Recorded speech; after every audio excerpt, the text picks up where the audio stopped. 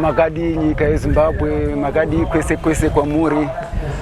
Ini semutungamiriri founder wechechi zivamwari, ndikufara zvikurusa kuti nhasi tawanirwa nyasha, tiri munyasha dzashe iye wedenga aita kuti mhemberero dzedu dzingoendeka mune zvakanaka. Isusu sechechi yezivamwari yakatangawo 2022 musi wa1 izvezvi tasvikawo Gore. Vazhinji vanoziva kuti vanhu vanenge vachitonungira doro iri pachechi kana kuti zvifamba sei?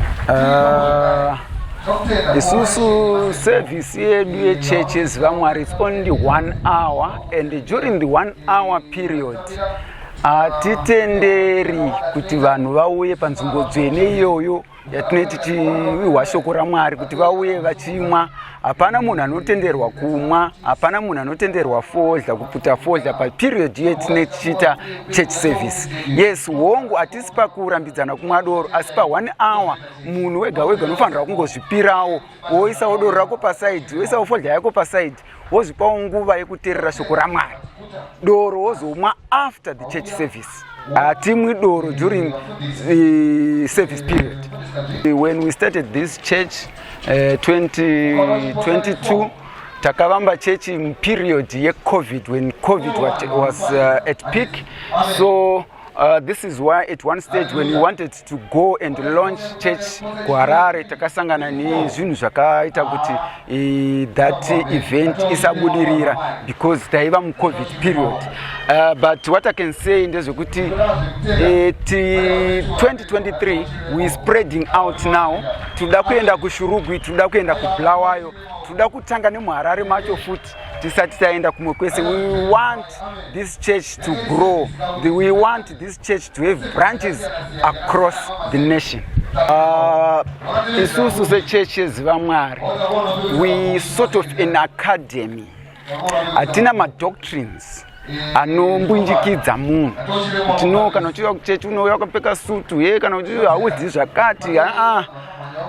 Chikuru ndechekuti vanhu vamuzive Mwari. This is why takatendera kuti vaye vanhu vemabasa erima, varoi, vane zvikwambo, vanei uyai timunamate, because I believe kuti izvo kana Mwari akakusika nemufananidzo wake, iwewe why don't you give yourself time yekumunamata nekumuwoshipa? Ndozvo zikurusa zvatiri kuda, so much that ukazoriwa shoko uri kuno kuziva Mwari, kana radzika wakuda kuenda kwaunoda kuenda, it AFM, CCAP, machechi akawanda, wakasununguka kuenda ikoko, but unenge une base, unenge une a stepping stone yekuti at least you going out there wakuziva shoko. So zviri kuparidzwa kune mamwe machechi is the same theme iri kuparidzwa kuno kuziva Mwari. Prosperity inodiwa kwese, whether uri kuipi chechi, chikurusa ndechekuti let's come together. Yes, fine, we might be different in the sense yekuti isusu tomwa doro toita se takazvitendera. Nhasi tava neGore tiri muchechi. Kubva tichitanga chechi yakatanga sekutamba sekuseka. Sunday kutanga nandisipo. Monday day 2 pandakanzwa kuti kune chechi yezvidhakwa. Ndabvunza zviri kufamba sei ndaudzwa.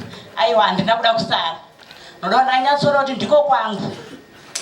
Pandingawa nekodzero nokuenda. Amen. Zvechokwadi ndakava ndiripo kubva chechi chitanga. Nhasi taane Gore.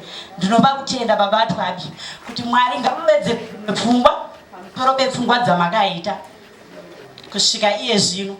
Musava muchidzoka mumashure, iwei mune mwoyo werudo netsitsi nesu vana venyu. Ndichiti pfungwa idzodzo ngadzive kumusoro-soro kudenga kuna Mwari. Nekuti kuva tiri pano hausi uchenjeri hwedu, asi kugona kwaIshe vari kumusoro kudenga.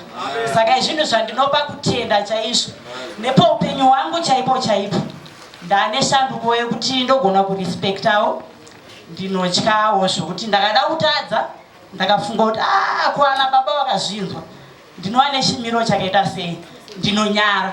Asi pasina izvozvo ndoingoti chero zvandaita ndizvozvo.